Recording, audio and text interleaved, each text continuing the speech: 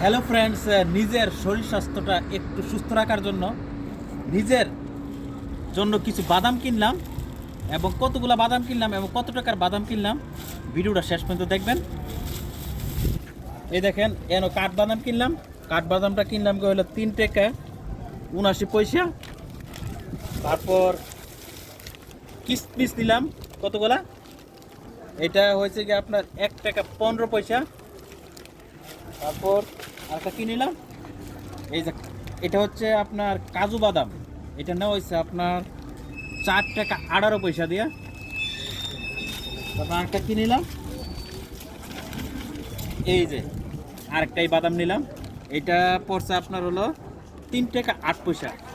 এটি কিনলাম নিজের জন্য। টোটাল কত টাকা আসছে এটা আপনার দেখাইতেছি। এই যে বিল, ক্যামেরাটার সামনে আসো।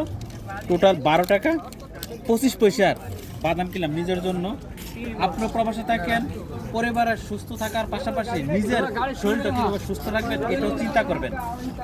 আর এরকম মাঝে মাঝে বাদাম কিনা খাইবেন, তাহলে আপনার শরীরটা কিন্তু সুস্থ থাকবে।